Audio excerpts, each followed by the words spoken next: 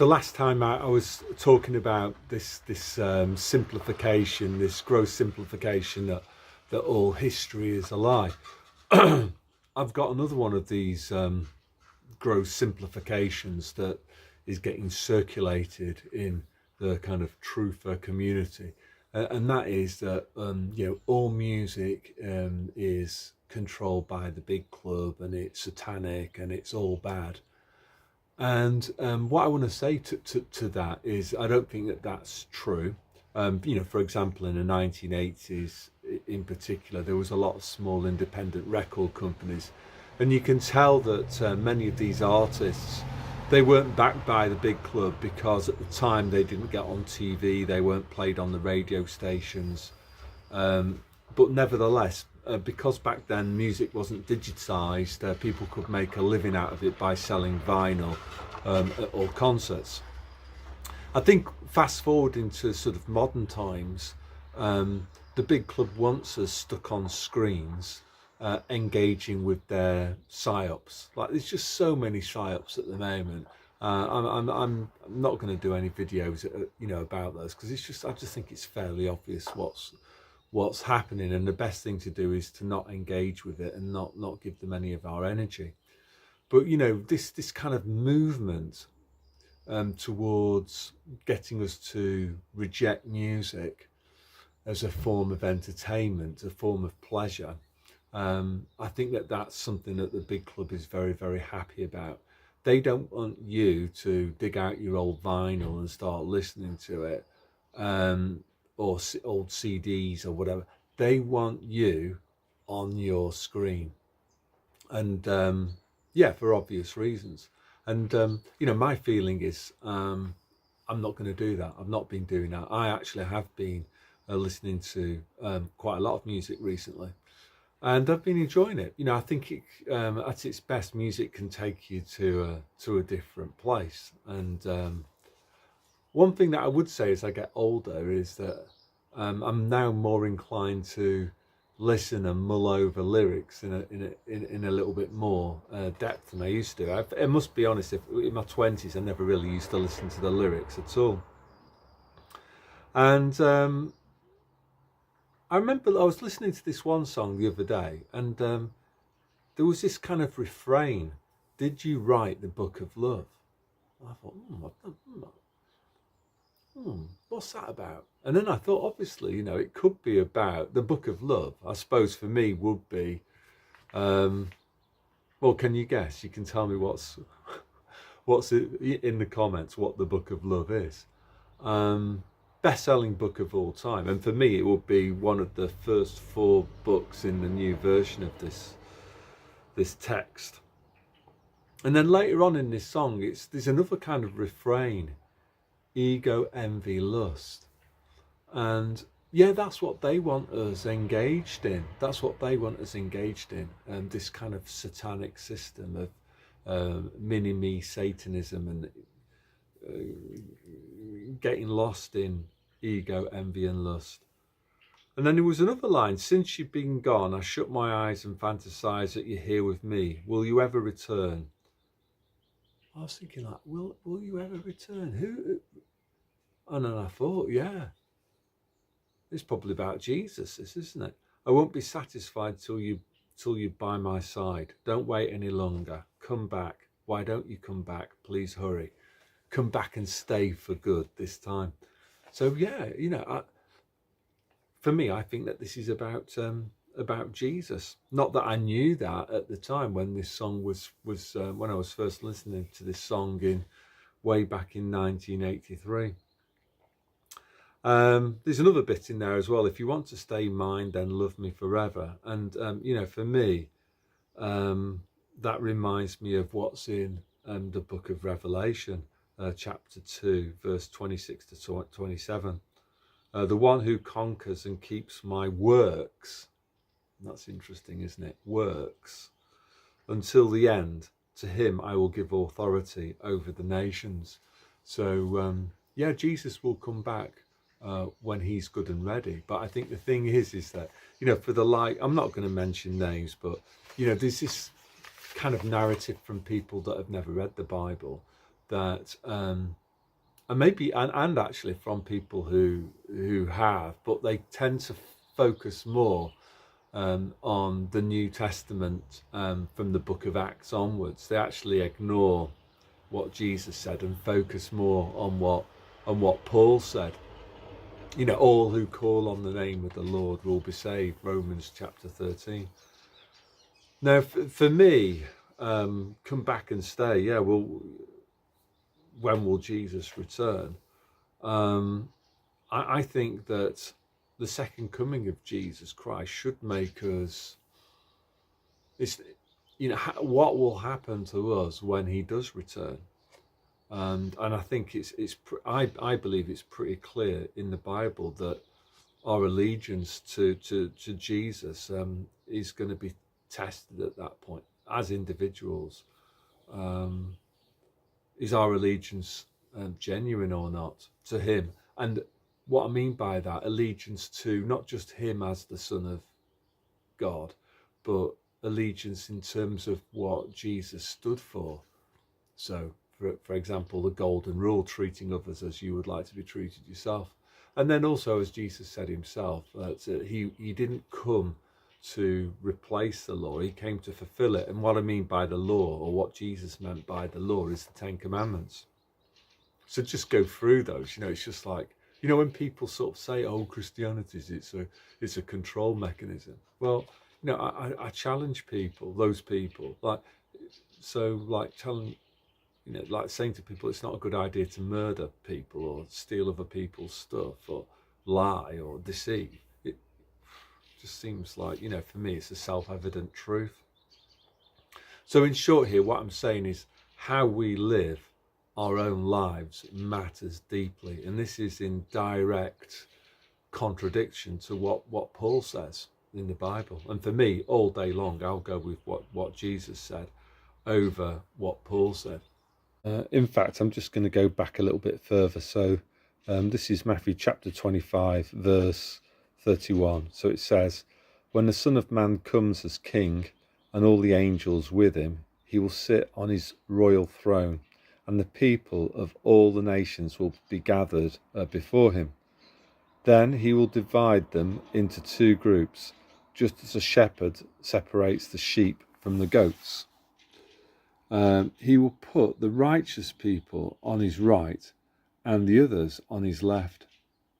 Then the king will say to the people on the right, 'Come, you that are blessed by my Father, come and possess the kingdom which has been prepared for you ever since the creation of the world.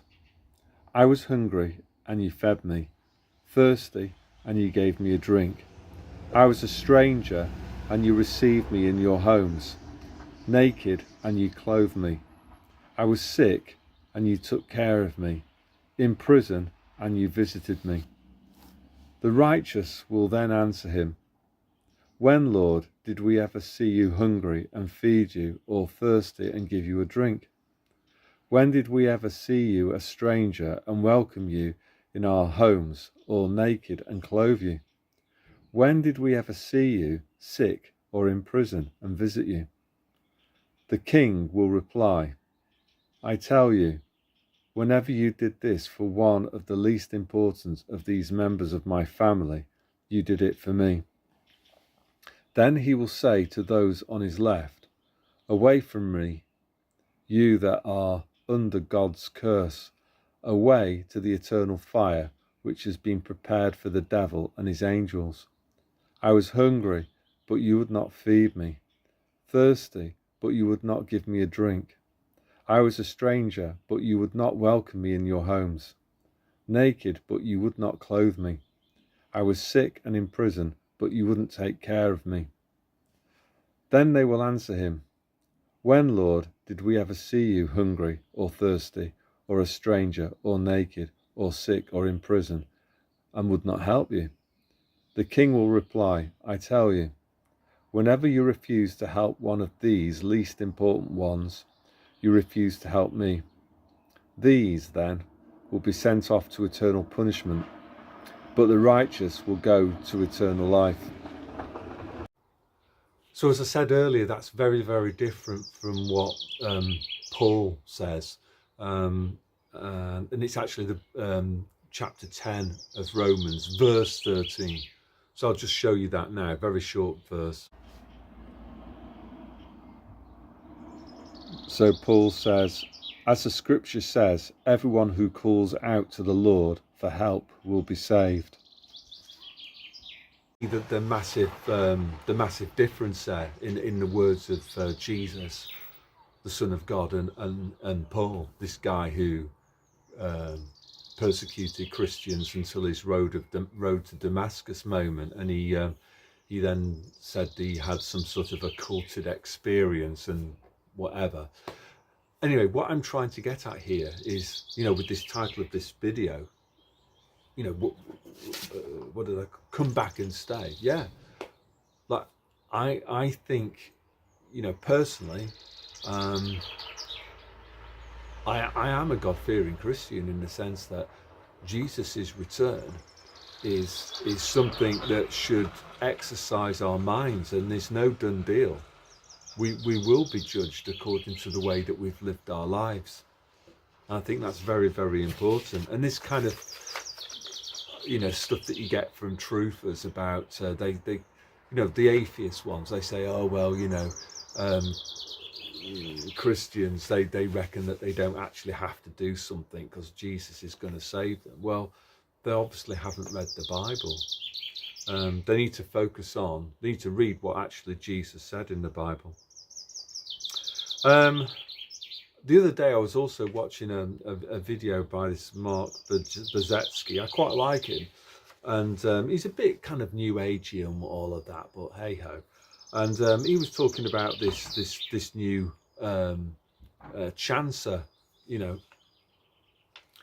and yeah, I scribbled down a few things. So NPCs, they side with evil, so they're concerning themselves with, well, this is my thoughts on it, with earthly pleasures, so just as in this song, that NPCs, it's all about ego, envy, lust, to quote this song. They've got their priority wrong. And again, there's some stuff in the Bible about this. It's Matthew chapter 16, verse 21 to 28. Whoever wants to save his life will lose it. And I think this is what's happening, save their life. Well, what do I mean by that? Well, there was loads of people during the pantomime that they wanted to save their old life. They didn't want to make a stand against the biomedical fascism because they wanted to keep their job, their career, the money coming in. They went along to get along, didn't they? If that's the right phrase. And then you also, so they might have the whatever, what they were told to have, so that the goodies roll in, and then also that their place in society is maintained, because they're maintaining what society's expecting. They're conforming to those expectations. They're being a good, obedient rule follower. And, as Jesus says, whoever wants to save his life will lose it. And obviously, having those, I don't know. Again, I was watching this Mark Bazetsky, and I'm starting to see it myself. I think this poison, okay, it did lead to an initial surge in people disappearing, but I think as time goes on, I'm seeing more of it. I'm seeing more people with mobility problems, as I've said on previous occasions, and just more people just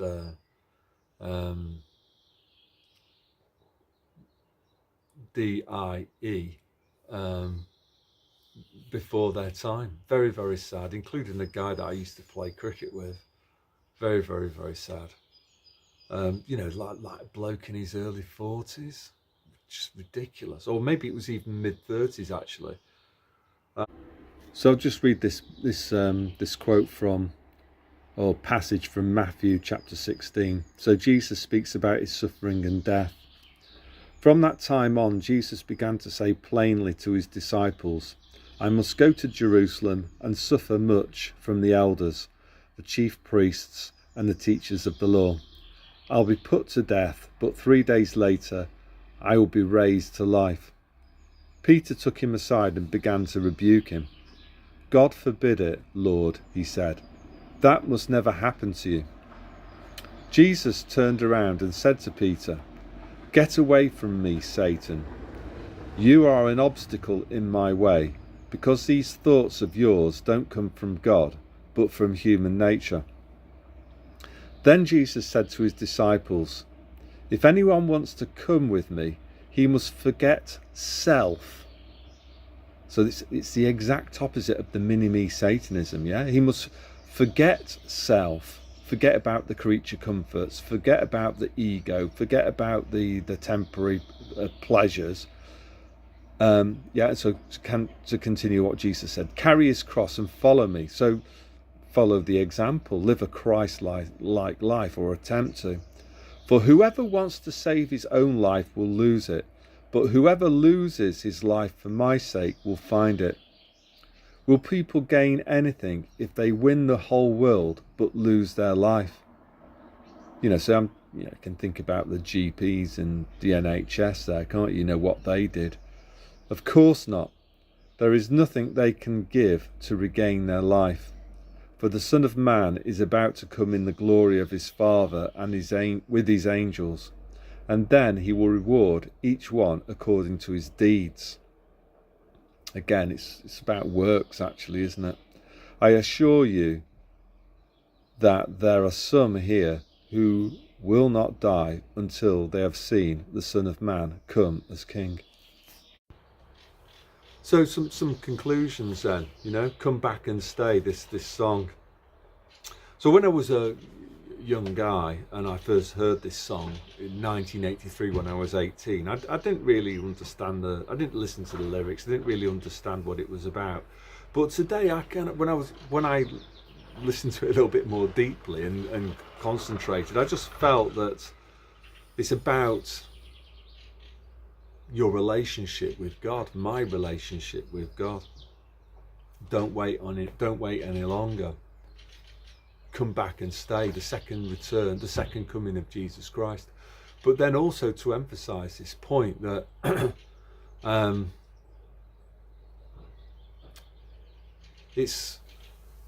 we will, when Christ returns, he will judge the living and the dead. There's no doubt about that. And how we live our lives matters. And as Jesus said in Matthew chapter 16, 21 to 28, as I just read out, I think those that have chased, what's this phrase? Ego, envy, lust. Those that went along to get along, to keep the creature comforts rolling in, to keep their status symbols, their jobs, their positions in society, their ego's status. These people have done something incredibly unwise, in trying to maintain their old life, or being so fearful, of losing their life that they have take part in the experiment. There's the paradox there. Those who seek to save their lives will lose them, and I think that's what struck me, really. So I hope you found that useful. That's a good word to use, useful. And God bless.